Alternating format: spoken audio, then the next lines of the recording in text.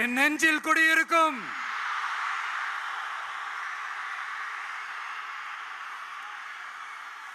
புதுச்சேரி மக்கள் உங்கள் அனைவருக்கும் என்னுடைய வணக்கம். வணக்கம் வணக்கம். எல்லாரும் எப்படி இருக்கீங்க?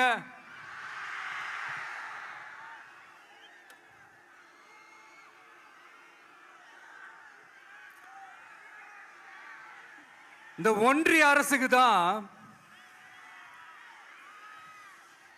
தமிழ்நாடு ஒரு தனி மாநிலம், புதுச்சேரி ஒரு தனி யூனியன் பிரதேசம். அவங்களுக்கு தான் தமிழ்நாடு தனி, புதுச்சேரி தனி, இப்படிலாம் இருப்பாங்க. ஆனா நமக்கெல்லாம் அப்படி கிடையாதுங்க. நாமெல்லாம் வேறு வேறு கிடையாது. நாம் எல்லாரும் ஒண்ணுதான்.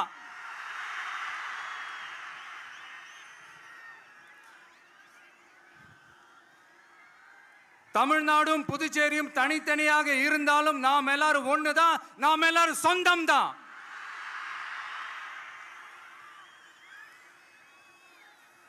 வேற வேற வீட்டுல, வேற வேற ஊர்ல, வேற நாட்டுல, வேற ஸ்டேட்ல இருக்கிறதுனால நாம் எல்லாரும் சொந்தங்கள் இல்லைன்னு ஆயிட முடியுமா? அது எப்படி முடியும்? இப்ப பாத்தீங்களா, ஒருத்தருக்கு ஒருத்தர் பார்த்துக்கும் போது அந்த பாச உணர்வு, அதுதாங்க. அது மட்டும்தான். அது இருந்துட்டாலே போதும், வேற எதுவுமே தேவையில்லை.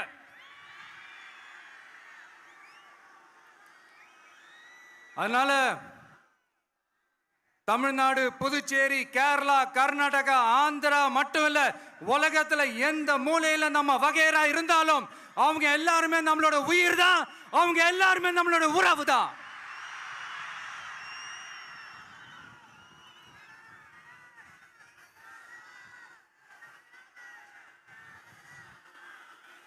புதுச்சேரினாலே உடனே ஞாபகத்துக்கு வர்றது மணக்குள விநாயகர், அரவிந்தர் ஆசிரமம், வில்லியனூர் மாதான் சொல்லி இவங்க எல்லாரும் ஞாபகத்தில் வருவாங்க. அது மட்டும் இல்ல, மகாகவி பாரதியார் அவர்கள் இருந்த மண், பாவேந்தர் பாரதிதாசன் அவர்கள் பிறந்த மண். அது மாதிரி இன்னும் சிறப்புகளை அடுக்கிக்கிட்டே போலாம். ஆனா அரசியல்னு வந்துட்டா ஒரு முக்கியமான விஷயத்தை பத்தி நம்ம சொல்லி ஆகணும். 1977 புரட்சி தலைவர் எம்ஜிஆர் அவர்கள் தமிழ்நாட்டில் ஆட்சி அமைச்சாங்க. ஆனா அதுக்கு முன்னாடியே 1974லயே இங்க புதுச்சேரியில அவங்களோட ஆட்சி அமைஞ்சது. அதனாலதான் அப்பவே சொன்னாங்க, நமக்காக வந்தவர் எம்ஜிஆர், அவரை தமிழ்நாட்டில் மிஸ் பண்ணிடாதீங்கன்னு நமக்கு அலர்ட் பண்ணதே புதுச்சேரி தான். அப்படிப்பட்ட புதுச்சேரியை நம்மளால மறக்க முடியுமா? அது மட்டும் இல்ல, இங்க இருக்கிற மக்கள் தமிழ்நாடு மாதிரியே புதுச்சேரி மக்களும் என்ன கிட்டத்தட்ட ஒரு 30 வருஷமா என்ன தாங்கி பிடிச்சுக்கிட்டு இருக்கிறீங்க.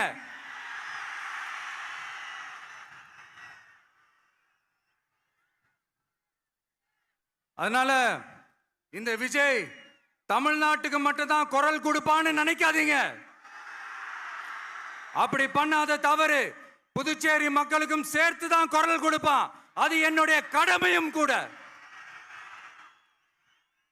அதனாலதான் இங்க நீங்க ஃபேஸ் பண்ற பிரச்சனைகளை பத்தி இன்னைக்கு நான் பேசுறதுக்காக வந்திருக்கிறேன். அது மட்டும் இல்ல, இந்த புதுச்சேரி கவர்மெண்ட்டை பத்தி நாம சொல்லியே ஆகணும்.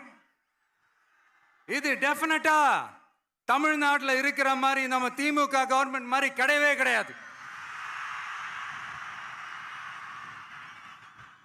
ஏன்னா வேற ஒரு அரசியல் கட்சி நடத்துற நிகழ்ச்சியாகவே இருந்தாலும் அந்த நிகழ்ச்சிக்கு தன்னெழுச்சியா வர நம்ம மக்களுக்கு பாதுகாப்பு கொடுத்து பாரபட்சமே காட்டாம இந்த கவர்மெண்ட் நடந்துகிட்டு இருக்கிறாங்க. அப்படிப்பட்ட இந்த புதுச்சேரி கவர்மெண்ட்டுக்கும் நம்ம புதுச்சேரி சிஎம் சார் அவர்களுக்கும்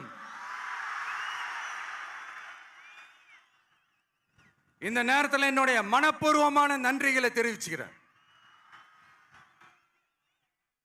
இத பார்த்தாவது தமிழ்நாட்டில் இருக்கிற அந்த திமுக கவர்மெண்ட் கத்துக்கிட்டா நல்லா இருக்கும்.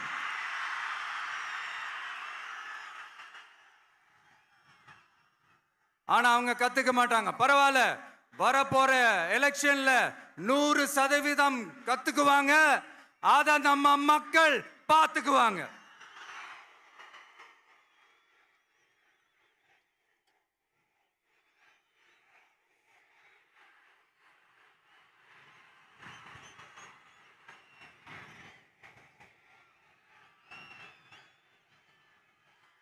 புதுச்சேரியில் இருக்கிற கவர்மெண்டோட கூட்டணி ஆட்சியில இருந்தாலும் புதுச்சேரிய ஒன்றிய அரசு எதிலையுமே கண்டுக்கல என்றது புதுச்சேரி மக்களான உங்களுக்கு நல்லாவே தெரியும். மாநில அந்தஸ்து கோரிக்கையை மட்டுமா கண்டுக்கல, இங்க வளர்ச்சி ஏற்படவும் துணை நிக்கவே இல்லைன்னு கேள்விப்படுறோம். இந்த புதுச்சேரிக்கு இன்னும் மாநில அந்தஸ்து கொடுக்கல. மாநில அந்தஸ்து வேணும்னு கேட்டு பல முறை சட்டசபையில தீர்மானம் போட்டு ஒன்றிய அரசுக்கு அனுப்பி வச்சுக்கிட்டே இருக்கிறாங்க. இந்த வருஷம் கூட மார்ச் மாசம் 27ஆம் தேதி 2025 அன்னைக்கு ஒரு தீர்மானம் போட்டாங்க. அது மாநில அந்தஸ்து வேணும்னு கேட்டு ஒன்றிய அரசுக்கு அனுப்புற 16வது தீர்மானம். புதுச்சேரி காரைக்கால் பகுதிகளில் மூடப்பட்ட 5 மில்கள், பல்வேறு தொழிற்சாலைகளை மீண்டும் திறக்கிறதுக்கு இதுவரைக்கும் ஒரு துரும்ப கூட கிள்ளி போடல. பல்லாயிரக்கணக்கான இளைஞர்களோட வேலை வாய்ப்புக்காக எதையுமே செய்யல. இங்க ஒரு ஐடி கம்பெனி உருவாகணும்ன்றது எண்ணமே இல்லை. அதை பத்தி யார் பேசினாலும் அது அவங்க காதல விழவே விழல. இங்க ஒரு அமைச்சரை ஊழல் குற்றச்சாட்டுல பதவி விட்டு நீக்கப்பட்டு அந்த இடத்துக்கு இன்னொருத்தரை நியமிச்சு 200 நாள் ஆச்சு. இன்னும் அவருக்கு ஒரு இலாக்காவே தரல. இந்த செயல் சிறுபான்மை மக்களை அவமானப்படுத்துறதுன்னு அந்த மக்களே சொல்றாங்க. புதுச்சேரியோட முக்கிய அங்கமாக இருக்கிற காரைக்கால், மாகே, ஏனாம் பகுதிகளில் எல்லாம் முன்னேற்றமே இல்லைன்னு அந்த பகுதி மக்கள் சொல்லிக்கிட்டே இருக்கிறாங்க. குறிப்பா காவிரியோட கடைமடை பகுதியான காரைக்காலை மொத்தமா கைவிட்ட மாதிரி தான் இருக்குது. இது எல்லாமே முன்னேற்றம் அடையணும். டூரிஸ்ட் பிளேஸ் ஆன புதுச்சேரியில போதுமான அளவு பார்க்கிங் வசதி இல்ல, போதுமான அளவு கழிப்பறை வசதி இல்ல. இதெல்லாமே மேம்படுத்தணும். புதுச்சேரி கடலூர் மார்க்கமான ரயில் திட்டம் வேணும்ங்கிறது நீண்ட கால கோரிக்கை. புதுச்சேரி மக்களுக்கு ஒன்னே ஒண்ணுதான் சொல்லணும், இந்த திமுகவை நம்பாதீங்க. அவங்களுக்கு உங்களை நம்ப வச்சு ஏமாத்துறது தான் அவங்க வேலையே. நான் சொன்ன பல கோரிக்கைகளை எல்லாம் தீர்த்து வைக்கிறதுக்கு நம்ம புதுச்சேரி கவர்மெண்ட்டுக்கும் அதோட மக்கள் திட்டங்களுக்கும் ரொம்ப அக்கறையா உண்மையா துணை நிக்கணும். தமிழ்நாட்டை ஒதுக்குற மாதிரி புதுச்சேரியும் ஒதுக்க கூடாதுன்னு நாங்க கேட்டுக்கிறோம். கிட்டத்தட்ட 20 லட்சம் பேர் வாழ்ற யூனியன் பிரதேசமான புதுச்சேரி மத்திய நிதி குழுவில் இடம்பெறவில்லை. அதனால் மாநிலங்களுக்கான நிதி பகிர்தல் அடிப்படையிலும் யூனியன் பிரதேசங்களுக்கான நிதி பகிர்தல் அடிப்படையிலும் புதுச்சேரிக்கு நிதி ஒதுக்கப்படுவதில்லை. அதனால ஒவ்வொரு ஆண்டும் புதுச்சேரிக்கு தோராயமாகவே மத்திய அரசு நிதியை விடுவிக்கிறது. அந்த நிதியும் அரசு ஊழியர்களின் சம்பளம், ஓய்வூதிய தொகை உள்ளிட்ட திட்ட செலவுகளுக்கே சென்று விடுவதால் மீத தேவைக்கு வெளிச்சந்தையிலும் கடன் பத்திரங்களை கடன் வாங்குகிறது புதுச்சேரி. இந்த நிலைமை மாறணும்னா ஒரே வழி, மாநில அந்தஸ்து நம்ம புதுச்சேரி மக்களோட பல்லாண்டு கால கோரிக்கை. புதுச்சேரிக்கு போதுமான நிதி வரத்து இல்லாததுனால வெளியே கடன் வாங்க வேண்டியதா இருக்கு. புதுச்சேரியோட கடனை குறைச்சு தற்சார்பு பொருளாதாரத்தை வளர்த்தெடுக்க திட்டங்கள் வகுக்கப்பட வேண்டும். மாநில அந்தஸ்து வாங்கினா மட்டும் போதாது இல்லையா, தொழில் வளர்ச்சியும் தேவையாச்சே. புதுச்சேரி தென்னிந்தியாவின் முன்னணி இண்டஸ்ட்ரியல் ஹப்பாக மாற்ற எல்லா முயற்சிகளும் எடுக்க வேண்டும். இந்திய அளவில் ரேஷன் கடைகளே இல்லாத மாநிலம் புதுச்சேரி தான். ஏழை எளிய மக்களுக்கு வாழ்வாதாரமே ரேஷன் கடைகள் தான். மற்ற மாநிலங்கள்ல இருக்கிற மாதிரி இங்கேயும் அரிசி, சர்க்கரை, பருப்பு, கோதுமை, எண்ணெய்னு அனைத்து பொருட்களும் வழங்கும் முறை சீராக்கப்பட வேண்டும். கடைசியா மீன்பிடிக்க செல்லும் காரைக்கால் மீனவர்களை அடிக்கடி கைது செய்யும் இலங்கை கடற்படை அவர்களின் படகுகளையும் பறிமுதல் செய்து விடுகிறது.